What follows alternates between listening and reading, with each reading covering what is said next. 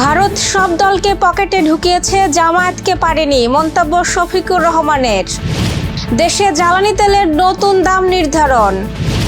গোলাপগঞ্জে সার্জিস আলমের গাড়িতে হামলার অভিযোগ, ভুয়া স্লোগান। সন্তানকে সম্পত্তি লিখে দিলেও বিক্রিতে লাগবে বাবা মায়ের সম্মতি। অপরিকল্পিত প্রকল্পে জনগণের অর্থের অপচয় করা যাবে না, মন্তব্য প্রতিমন্ত্রী অমিতের। বিশ্বকাপের বাণিজ্যিক পরিকল্পনা ঘিরে ফিফা উয়েফা মুখোমুখি। দর্শক, আমাদের রাতের আয়োজনে আপনাদের সাথে আছি আমি স্বপ্না দেবনাথ। শুনছিলেন প্রধান শিরোনাম। এছাড়াও রয়েছে অন্যান্য বিভিন্ন গুরুত্বপূর্ণ খবর। বিস্তারিততে যাওয়ার আগে আপডেট খবর পেতে গ্রামের কাগজের ইউটিউব চ্যানেল সাবস্ক্রাইব এবং ফেসবুক পেজ ফলো করে রাখুন। জামায়াতে ইসলামীর আমির ডাক্তার শফিকুর রহমান দাবি করেছেন, ভারতের প্রভাব বাংলাদেশের প্রায় সব রাজনৈতিক দলের উপর থাকলেও জামায়াতকে নিয়ন্ত্রণে আনতে পারেনি। তিনি বলেন, আমাদের একমাত্র দোষ ছিল আমরা আধিপত্যবাদ মেনে নিইনি। আজ রাজধানীর কাকরাইলে institute of diploma engineers Bangladesh ভবনে জুলাই গণ অভ্যুত্থানের শহীদ পরিবার ও আহত জুলাই যোদ্ধাদের নিয়ে আয়োজিত মতবিনিময় সভায় প্রধান অতিথির বক্তব্যে তিনি এসব কথা বলেন। তিনি আরো বলেন, জুলাই আন্দোলনের শুরু থেকে জামায়াত ছাত্রদের সমর্থন দিলেও কখনো আন্দোলনের কৃতিত্ব দাবি করেনি। শহীদ পরিবার ও আহতদের পাশে দাঁড়ানোর কাজ অব্যাহত রেখেছে বলে উল্লেখ করেন। সরকারের উদ্দেশ্যে শফিকুর রহমান বলেন, ধানাই পানাই বাদ দিয়ে সোজা পথে চলুন, জাতি কঠিন সংকটে আছে। তিনি অভিযোগ করেন, বিভিন্ন সরকারি বেসরকারি প্রতিষ্ঠানের দলীয়করণ চলছে এবং যোগ্য ব্যক্তিদের বাদ দিয়ে দুর্নীতিগ্রস্তদের গুরুত্বপূর্ণ পদে বসানো হচ্ছে। জুলাই শহীদদের হত্যার বিচার ও আহতদের ন্যায্য অধিকার নিশ্চিত করার দাবি পুনর্ব্যক্ত করে তিনি বলেন, এই দাবি থেকে জামায়াত কখনো সরে আসবে না। আগস্ট মাসের জন্য দেশে ডিজেল, কেরোসিন, অকটেন ও পেট্রোলের দাম অপরিবর্তিত রেখেছে সরকার। আজ বিদ্যুৎ, জ্বালানি ও খনিজ সম্পদ মন্ত্রণালয়ে জারি করা প্রজ্ঞাপনে এই তথ্য জানানো হয়। নতুন সিদ্ধান্ত অনুযায়ী আগামী 1 আগস্ট থেকে ডিজেলের দাম প্রতি লিটার 115 টাকা, কেরোসিন 135 টাকা, পেট্রোল 140 টাকা এবং অকটেন 145 টাকা বহাল থাকবে। সরকার জানায়, বিশ্ববাজারের সঙ্গে সামঞ্জস্য রেখে স্বয়ংক্রিয় মূল্য নির্ধারণ পদ্ধতিতে প্রতি মাসে জ্বালানি তেলের দাম পর্যালোচনা করা হলেও আগস্ট মাসে বিদ্যমান মূল্য বহাল রাখার সিদ্ধান্ত নেওয়া হয়েছে।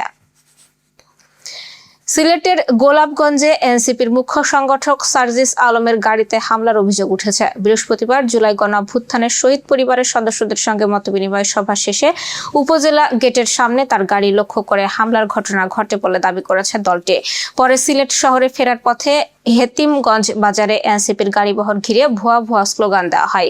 ঘটনার পর গোলাপগঞ্জ উপজেলা পরিষদ চত্বর ও আশেপাশের এলাকায় অতিরিক্ত পুলিশ ও আইনশৃঙ্খলা বাহিনীর সদস্য মোতায়েন করা হয়। গোলাপগঞ্জ থানার ওসি মোহাম্মদ সাবেদ আলী ঘটনার সত্যতা নিশ্চিত করেছেন, তবে হামলার ঘটনায় কারা জড়িত সেই বিষয়ে আনুষ্ঠানিকভাবে কিছু জানানো হয়নি। এদিকে এনসিপি তাদের নির্ধারিত সিলেট সফরের কর্মসূচি অব্যাহত রাখার ঘোষণা দেয়। সন্তানকে সম্পত্তি লিখে দেওয়ার পরও জীবনদশায় সেটির ভোগ দখলের অধিকার বাবা মায়ের কাছে রাখার বিধান যুক্ত করে সম্পত্তি হস্তান্তর আইন সংশোধনের পরিকল্পনা করছে সরকার। আজ সচিবালয়ে আইনমন্ত্রী আসাদুজ্জামান জানান, নতুন বিধান অনুযায়ী বাবা মায়ের জীবনদশায় উভয় পক্ষের সম্মতি ছাড়া ওই সম্পত্তি বিক্রি করা যাবে না। অর্থাৎ সন্তান এককভাবে যেমন বিক্রি করতে পারবে না, তেমনি বাবা মাও এককভাবে বিক্রি করতে পারবেন না।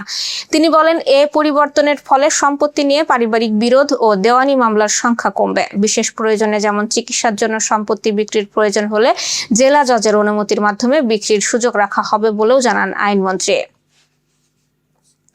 বিদ্যুৎ, জ্বালানি ও খনিজ সম্পদ প্রতিমন্ত্রী অনিন্দ ইসলাম অমিত বলেছেন, অপরিকল্পিত ও অপ্রয়োজনীয় প্রকল্প নিয়ে জনগণের অর্থের অপচয় আর হতে দেওয়া হবে না।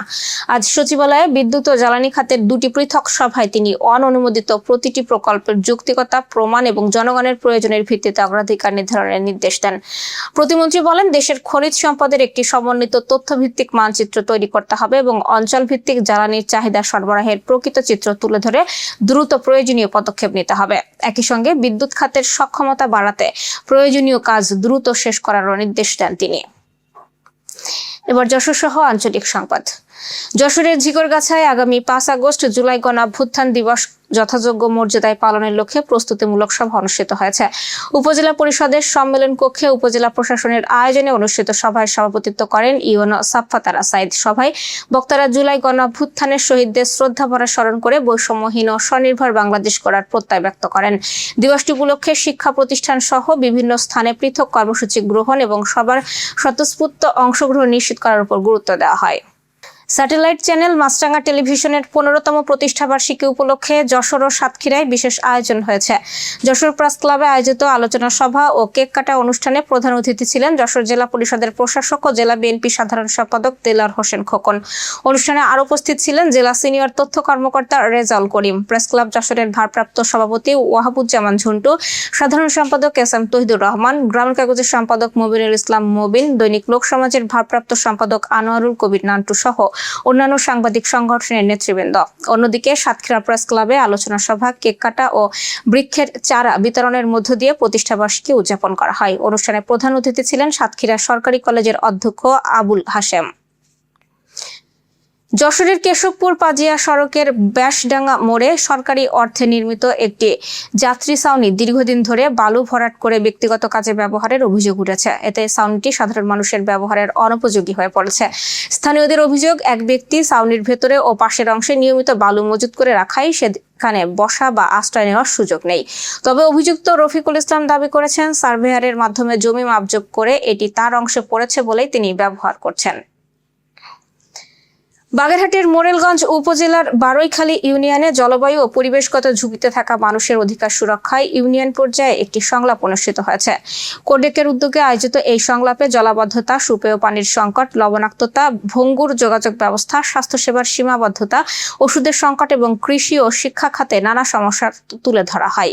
বক্তারা এসব সমস্যা সমাধানে সরকারের নীতি নির্ধারকদের কার্যকর উদ্যোগ নেওয়ারও আহ্বান জানান। এদিকে একই দিনে বারৈখালী ইউনিয়ন পরিষদের উদ্যোগে পরিষ্কার পরিচ্ছন্নতা কর্মসূচির অংশ হিসেবে ফগার মেশিন দিয়ে মশা নিধন অভিযান শুরু হয়েছে। ইউপি চেয়ারম্যান আওয়াল খান মহারাজ আনুষ্ঠানিকভাবে এই কর্মসূচির উদ্বোধন করেন। পরিষদ চত্বর ও আশেপাশের ঝোপঝাড়ে ফগিং কার্যক্রম পরিচালনা করা হয়। তিনি জানান, উপজেলা প্রশাসনের দেওয়া ফগার মেশিনের মাধ্যমে পর্যায়ক্রমে ইউনিয়নের প্রতিটি ওয়ার্ডে মশা নিধন অভিযান পরিচালনা করা হবে, যাতে ডেঙ্গু সহ মশাবাহিত রোগের ঝুঁকি কমানো যায়। Renaissance hospital and diagnostic centre. রেনেসাতেই মিলছে কম খরচে উন্নত সেবা। তাই নিশ্চিন্তে আমাদের সেবা নিন, সুস্থ থাকুন।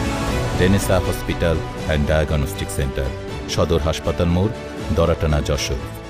দর্শক, শেষ করব খেলার সংবাদ দিয়ে। বিশ্বকাপের বাণিজ্যিক কার্যক্রম পরিচালনায় নতুন প্রতিষ্ঠান গঠনের পরিকল্পনা নিয়ে মুখোমুখি হয়েছে ফিফা ও উয়েফা। ফিফা ফরওয়ার্ড এন্টারপ্রাইজ নামে নতুন প্রতিষ্ঠানের 20% শেয়ার বিক্রি করে প্রায় $4.2 বিলিয়ন সংগ্রহের পরিকল্পনা করেছে ফিফা। ফিফার সভাপতি জিয়ান্নি ইনফান্তিনো দাবি করেছেন, এই অর্থ সদস্য দেশগুলোর অবকাঠামো, নারী ফুটবল ও তৃণমূল ফুটবলের উন্নয়নে ব্যয় করা হবে। তবে উয়েফা এর তীব্র বিরোধিতা করে বলেছে, ফুটবল কোনো বিক্রয়যোগ্য সম্পদ নয়। আন্তর্জাতিক সংবাদ মাধ্যমের তথ্য অনুযায়ী বিষয়টি নিয়ে উয়েফার 55 সদস্য দেশ জরুরি বৈঠকে বসতে যাচ্ছে। প্রয়োজনে ফিফার পরিকল্পনার প্রতিবাদে ভবিষ্যৎ বিশ্বকাপ বর্জনের বিষয়েও আলোচনা হতে পারে বলে জানা গেছে। এর আগে 2021 সালে প্রতি 2 বছর পর পর বিশ্বকাপ আয়োজনের প্রস্তাব উয়েফার বিরোধিতার মুখে প্রত্যাহার করতে হয়েছিল ফিফাকে। এবারও নতুন বাণিজ্যিক পরিকল্পনা ঘিরে দুই সংস্থার বিরোধ বিশ্ব ফুটবলের নতুন আলোচনার জন্ম দিয়েছে। দর্শক, এ ছিল আজকের রাতের আয়োজন। এরপর সকালের খবর দেখার আমন্ত্রণ জানাচ্ছি। বিদ্যুৎ ব্যবহারে সাশ্রয়ী হন এবং সেই সাথে সচেতন হন পানির অপচয় রোধে এবং হাম ও মশাবাহিত রোগ সম্পর্কে। শুভরাত্রি।